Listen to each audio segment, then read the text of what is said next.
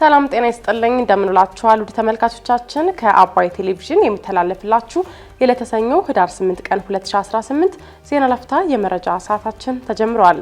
በሌተናል ጀነራል ታደሰ ወረደ የሚመራው የትግራይ ጊዜያዊ አስተዳደር ሐሰተኛ የጦርነት ወሬዎችን እያዛመቱ ነው ባላቸው አካላት ላይ እርምጃ እንደሚወስድ መግለጹን የሱዳንን ጦርነት ሸሽተው ደባርቅ የሚገኙ ከ5000 በላይ ኢትዮጵያውያን የሰብአዊ እርዳታ እንዲደረግላቸው መጠየቃቸውን የሀዲያ ዞን በፌደራል መንግስት የተገነቡትን የገጠር መንደሮች ግንባታን መነሻ በማድረግ 1000 ቤቶችን ሊገነባ መሆኑን መገለጹን ጨምሮ ሌሎች መረጃዎችን ይዘንላችሁ ቀርበናል። ዜናዎችን እየመራው ሀና ፍሳ ከናንተ ጋር ቆይታ አደርጋለሁ። አብራችሁ ቆዩ። በሌተናል ጀነራል ታደሰ ወረደ የሚመራው የትግራይ ጊዜያዊ አስተዳደር ሐሰተኛ የጦርነት ወሬዎችን ያዛመቱ ነው ባላቸው አካላት ላይ እርምጃ እንደሚወስድ ገለጸ። ከትናንትና በስቲያ ቅዳሜ ህዳር 6 ቀን 2018 በሌተናል ጀነራል ታደሰ ወረደ የሚመራው የትግራይ ክልል ጊዜያዊ አስተዳደር ባወጣው መግለጫ ለሁሉም በክልሉ የሚገኙ የመንግስት ሰራተኞች ገና ያልተዳረሰውን የደሞዝ ማስተካከያ እንደ ሰበብ በመቁጠርና መሰረት የሌለውን የጦርነት ወሬ በማሰራጨት የተጋነነ የዋጋ ጭማሪ በማድረግ ከህዝብ ይልቅ የግል ጥቅማቸውን የሚያሳድዱ ነጋዴዎች እየታዩ ነው ብሏል። በመሆኑም ግልጽ የሆነ የንግድ ቁጥጥር ስርዓት ተግባራዊ እንደሚያደርግና በተለይም ሐሰተኛ የጦርነት ወሬዎችን በሚያዛምቱ ነጋዴዎች ላይ ንብረታቸውን እስከ መውረስ የሚደርስ እርምጃ እንደሚወሰድ አስጠንቅቀዋል። ይህ በእንዲህ እንዳለ የፌደራል መንግስት ወደ ቀያችን እንድንመለስ ተደጋጋሚ ጥረት ቢያደርግም የቀድሞ ህወሓት እንቅፋት ሆኖብናል ሲሉ በሽረ እንዳስላሴ የሚገኙ ተፈናቃዮች መናገራቸውን ኢዜአ በቦታው ተገኝቶ በሰራው ዘገባ አመልክቷል። ተፈናቃዮቹ ለዓመታት በመጠለያ ውስጥ ለችግርና እንግልት እየተዳረግን ቀጥለናል በማለት በምሬት ተናግረዋል። ከ5 ዓመታት በፊት ከ5 ልጆቻቸው ጋር ከወልቃይት ተፈናቅለው በሽረ እንዳስላሴ ከተማ አዲ ከንትባይ ትምህርት ቤት ተጠልለው የሚገኙት አቶ አንበሳ በርሄ የመመለስ ተስፋ ይዘን ለዓመታት ብንጠባበቅም ተግባራዊ ምላሽ አጥተናል ብለዋል። በዚህ ጉዳይ ላይም የፌደራል መንግስት የጸና አቋም ይዞ እየሰራ መሆኑን ብናውቅም የመመለሱ ጉዳይ በቀድሞ ህወሓት አመራሮች ምክንያት ፈተና ሆኖብናል ብለዋል። በመሆኑም ካለንበት እንግልትና ስቃይ ወጥተን ወደ ቀያችን እንድንመለስ የመንግስትን እገዛና ድጋፍ አሁንም እንሻለን ብለዋል። ሌላኛዋ ተፈናቃይ ወይዘሮ ልዕልቲ ለ5 ዓመታት ከቤት ወጥቶ በመጠለያ መኖር ምን ያህል ከባድና ዋጋ ያስከፍላቸው መሆኑን አንስተው ከእንግዲሁ ይብቃን መልሱን ሲሉም ተማጽነዋል። በዚሁ መጠለያ የሚገኙት አቶ ሀብቶም ገብረ ክርስቶስ በመጠለያ ለዓመታት የደረሰብን እንግልትና ስቃይ ይብቃን፣ መፍትሄ እንሻለን በማለትም ተማጽነዋል። የሱዳንን ጦርነት ሸሽተው ደባርቅ የሚገኙ ከ5000 በላይ ኢትዮጵያውያን የሰብአዊ እርዳታ እንዲደረግላቸው ጠየቁ። የሱዳንን ጦርነት ሸሽተው ወደ ኢትዮጵያ የገቡና በሰሜን ጎንደር ዞን ደባርቅ ከተማ ውስጥ ተጠልለው የሚገኙ ከ5000 በላይ ኢትዮጵያውያን የሰብአዊ እርዳታ እንዲደረግላቸው መጠየቃቸው ተዘግቧል። በደባርቅ ከሱዳን የተመለሱ ዜጎች አስተባባሪ አቶ ፍቅሩ ታደሰ ከሚያዝያ 2015 ዓ.ም ጀምሮ በተከሰተው የሱዳን የእርስ በርስ ጦርነት ሳቢያ በሱዳን ይኖሩ የነበሩ ኢትዮጵያውያን ያፈሩትን ንብረት ትተው በመተማ በኩል በማድረግ ወደ ሰሜን ጎንደር የተለያዩ አካባቢዎች መግባታቸውን ተናግረዋል።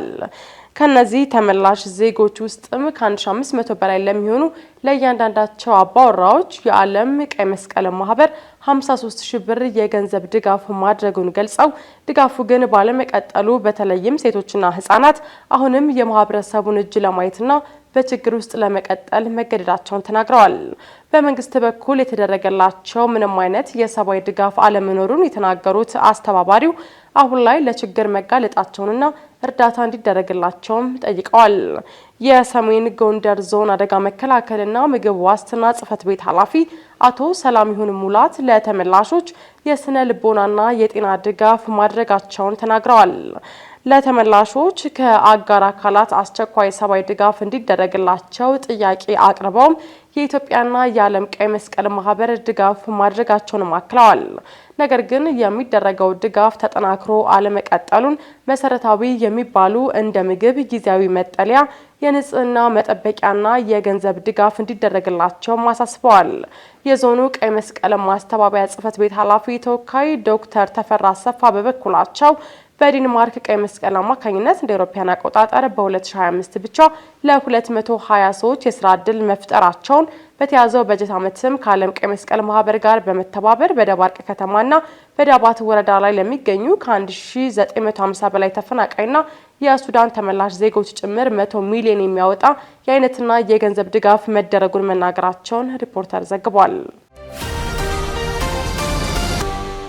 የሀዲያ ዞን በፌዴራል መንግስት የተገነቡትን የገጠር መንደሮች ግንባታን መነሻ በማድረግ 1000 ቤቶችን ሊገነባ መሆኑ ተገለጸ። አባይ ቴሌቪዥንን ጨምሮ ከተለያዩ ሚዲያዎች የተውጣጣ የጋዜጠኞች ቡድን በማዕከላዊ ኢትዮጵያ ክልል እየተሰሩ ያሉትን ስራዎች ጎብኝተዋል። በዚህም በጠቅላይ ሚኒስትር ዶክተር አብይ አህመድ ኢኒሼቲቭ በማዕከላዊ ኢትዮጵያ ክልል በሀዲያ ዞን በሌሞ ወረዳ ዱባንቾ ቀበሌ የተሰራውን ሞዴል የገጠር መንደሮች ግንባታ ጉብኝት ተደርጓል። በ2017 ዓ.ም ግንቦት ወር ግንባታው ተጀምሮ በጥቅምት 2018 ዓ.ም የተመረቀው የፕሮጀክትም በዋነኛነት የተሻለ ኑሮን ፍለጋ ከከተማ ወደ ገጠር የሚደረገውን ፍልሰት ለመቀነስ እንዲሁም ጽዱና ውብ አካባቢን በመፍጠር የአርሶ አደሩን የአኗኗር ዘይቤ ለመቀየር ያለመ መሆኑ ተገልጿል። የሌሞ ወረዳ የብልጽግና ፓርቲ ጽህፈት ቤት ኃላፊ የሆኑት አቶ አዳነ ከበደ ይህንን የ5 አባወራ የገጠር መንደሮች ፕሮጀክት መነሻ በማድረግም በቀጣይ በዞኑ 1000 ቤቶችን በተለያዩ ቀበሌዎች ለመገንባት ዝግጅት መደረጉን ለአባይ ቴሌቪዥን ተናግረዋል። በዚህ በጠቅላይ ሚኒስትር የተጀመረው ስራ ይሄ ወደፊት ለማስፋፋት እንደ አካባቢያችን ይሄን ኢኒሼቲቭ እንደ አካባቢያችን ከጠቅላይ ሚኒስትር ተሰጣን እስከ 1000 ቤቶች እንዲገነቡ አሳይመንት ተሰጥቶናል። ጠቅላይ ሚኒስትር እዚህ መጥተዋል። እዚህ ይሄን አካባቢ አስጀምረዋል። ይሄን አካባቢ ገብቶ ሬቫን ቆርጦ አሰርክበዋል።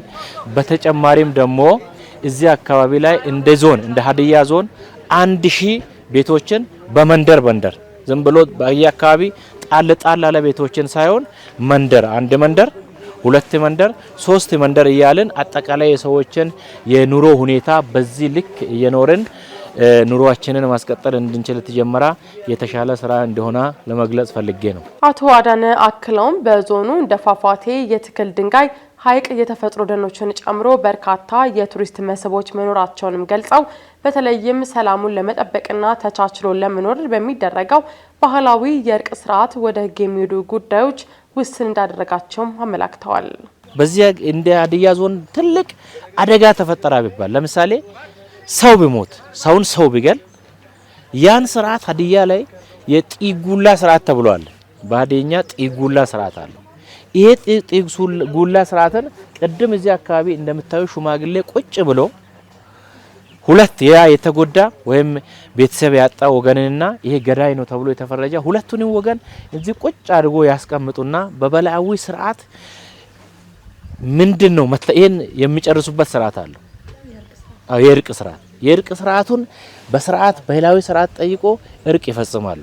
እዚህ አካባቢ ሰላምን ከማስፈን ጋር ተያይዞ አንድነትን ተቻችሎ ከመኖር ጋር ሀዲያ ዞን ላይ አካባቢ የሰላም ሁኔታ ብታዩ ይተረጋጋ። ምንድነው ሰላም የሚያመጣው? ሃይማኖት አለ፣ ባህል አለ፣ ወደ ህግ የሚሄደው በህግ ስርዓት የሚሄደው ጉዳዮች በጣም ጥቂት ነው። የሀዲያ ዞን በማዕከላዊ ኢትዮጵያ ክልል ከሚገኙ 7 ዞኖች መካከል አንዱ ሲሆን ከአዲስ አበባ 245 ኪሎ ሜትር ርቀት ላይ ይገኛል። በደቡብ አፍሪካ የታጠቁ ሰዎች ኢትዮጵያውያን ላይ ያነጣጠረ ጥቃት በተደጋጋሚ እንደሚፈጽሙ ተነገረ። በደቡብ አፍሪካ በተለያዩ ጊዜያት ኢትዮጵያውያን ላይ ያነጣጠረ ጥቃት በታጠቁ ሰዎች በተደጋጋሚ እንደሚፈጸም በደቡብ አፍሪካ የሚኖሩ ኢትዮጵያውያን ተናግረዋል። ከሰሞኑ 2 ጓደኛሞችን ጨምሮ 5 ኢትዮጵያውያን በደቡብ አፍሪካ በተለያዩ ከተሞች በተሰነዘረባቸው ጥቃት ህይወታቸው ማለፉን ገልጸዋል።